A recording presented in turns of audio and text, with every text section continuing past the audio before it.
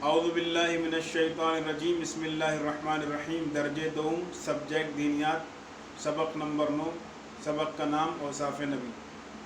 آج آپ کو اس سبق میں نبی کی صفات اور نبی کی خصوصیات کے بارے میں بتایا جائے گا، یعنی نبی کے اندر کون سی خصوصیات اور کون سی صفات کا پایا جانا ضروری ہے۔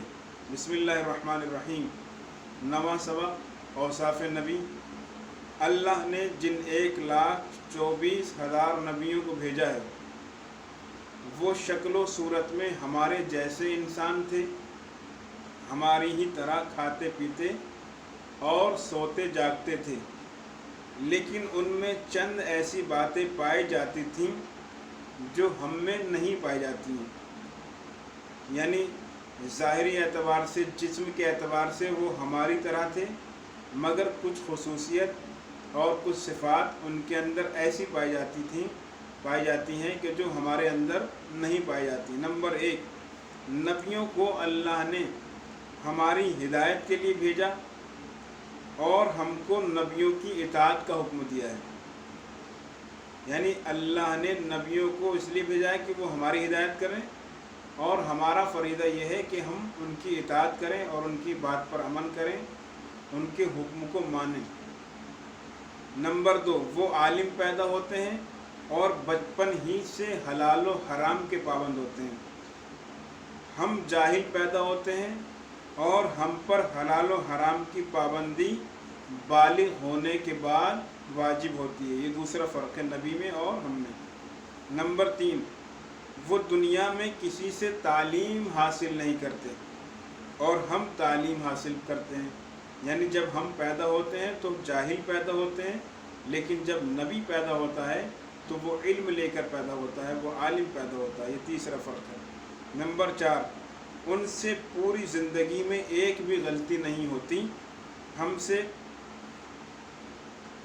ہم سے کثیر غلطیاں سرزد ہوتی ہیں، یعنی بہت ساری غلطیاں سرزد ہوتی ہیں۔ یہ لفظ یہاں پر صحیح نہیں لکھا ہوا ہے اس کتاب کے اندر، یہاں پر ہم سے کثر نہیں ہے بلکہ ہم سے کثیر غلطیاں سرزد ہوتی ہیں، جبکہ کتاب کے اندر کثر لکھا ہوا ہے۔ تو آپ بچوں سے گزارش ہے کہ اس کو صحیح کریں اور کثر کی جگہ پر کثیر لکھیں، کثیر غلطیاں سرزد ہوتی ہیں۔ نمبر 5، ان کو خدا منصب نبوت دیتا ہے جس کے ہم حقدار نہیں ہیں، کیونکہ نبوت اللہ اپنے خاص بندوں کو عطا کرتا ہے، ہر انسان کو نبوت عطا نہیں کرتا۔ سوالات، نبی کو کیسا ہونا چاہیے؟ تو یہ جو صفات ابھی آپ کو 5 بیان کی تھی، یہ صفات نبی کے اندر ہونی چاہیے، یعنی نبی کو ان صفات کا حامل ہونا چاہیے، نبی کے اندر یہ صفات پائی جانی چاہیے۔ جواب نمبر 2، کیا کوئی جاہل یا گنہگار نبی ہو سکتا ہے؟ اس کا جواب جو ہے وہ جواب نمبر 2 میں جو فرق بتایا ہے، یعنی نمبر 2 وہ عالم پیدا ہوتے ہیں اور بچپن ہی سے حلال و حرام کے پابند ہوتے ہیں۔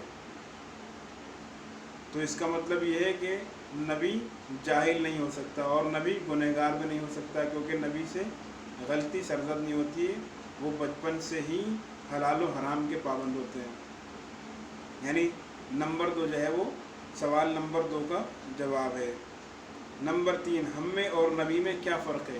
تو یہ جو 5 فرق بتائے ہیں، یہی فرق جو ہے نبی میں اور ہم میں فرق پایا جاتا ہے۔ تو سوال نمبر 1 کا کنفیوژن ہونے کی ضرورت نہیں ہے۔ سوال نمبر 1، نبی کو کیسا ہونا چاہیے؟ سوال نمبر 3، ہم میں اور نبی میں کیا فرق ہے؟ ان دونوں سوال کے جواب، یہ جو 5 چیزیں آپ کو بتائی گئی ہیں، ان دونوں سوال کا جواب یہی ہے۔ اگر آپ سے پوچھا جائے کہ نبی کو کیسا ہونا چاہیے، تو صرف 5 صفت جو یہاں پر ہیں وہ آپ بیان کریں، اور اگر یہ پوچھا جائے کہ نبی میں اور ہم میں کیا فرق ہے، تو پھر پورا کمپلیٹ طور پر ان 5 کو بیان کریں۔ وآخر دعوانا ان الحمد للہ رب العالمین۔